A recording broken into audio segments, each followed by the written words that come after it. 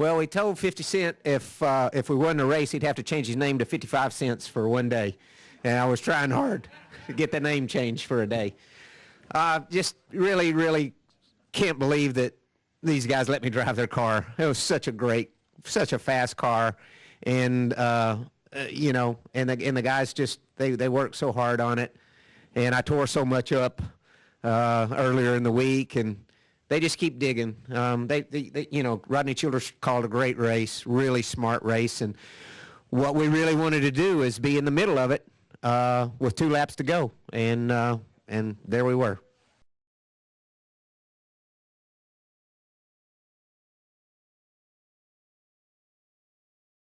As we come off of turn 2 on that last lap, I felt like we needed to make the move a little earlier than off of 4, and I kept backing up, trying not to let guys get to racing behind us too much.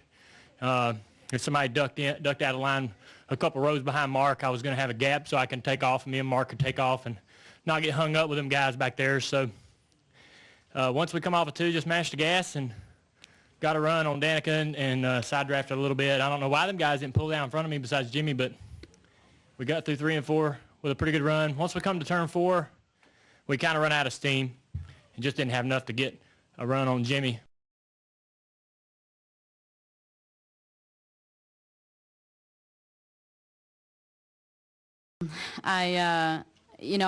So it was nice to lead at later on in the race, just to have done that, to lead laps, but it was steady. I mean, I spent most of the day half throttle running behind people.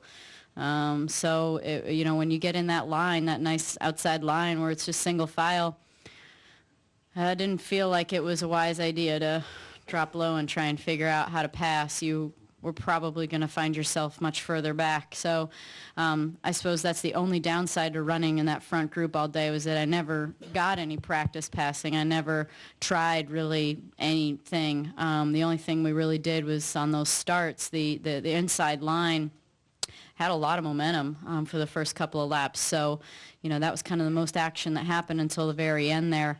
Once that inside line at the end of the race had dedicated followers, it was strong. There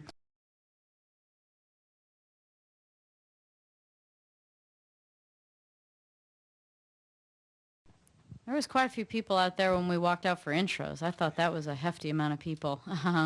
That was pretty cool. You definitely got the feeling like you were in a sea of people. So hopefully the fans enjoyed that. That's access to us that no other sport really gets that. I mean, the fans can really get to us, and I hope they appreciate that. So and to be on the quote on the field, it's got, you know, that's a cool thing for the fans to be able to do. But I got a feeling there. Once you're out in the car, I mean, I've been in these situations before. And I felt really calm, like leading the field to the green. The front was the calmest place to be.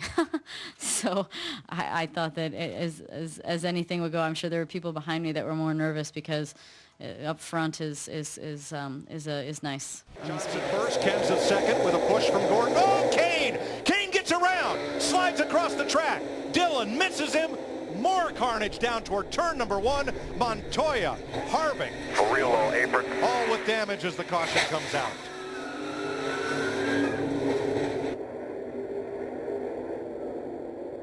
Yeah, the 18 just got down on that inside, caught the left rear corner of the 5 car.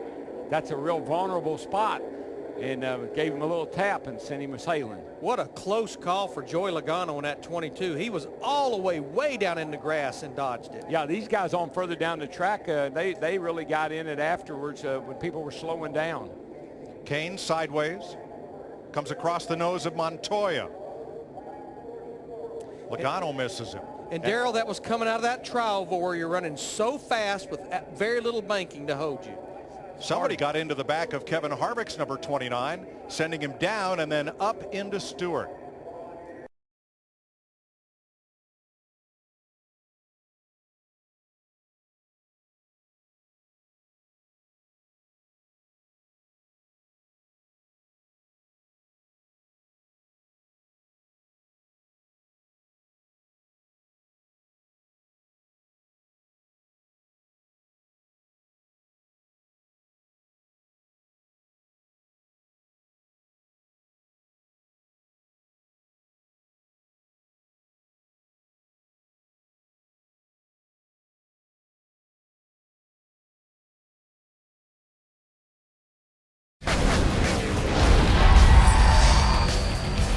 the trouble first. turn one, guys. One car down, spinning. Trevor Bayne up to the wall, collects another. That is Carl Edwards. The 5th wreck that Edwards has been involved in this spring.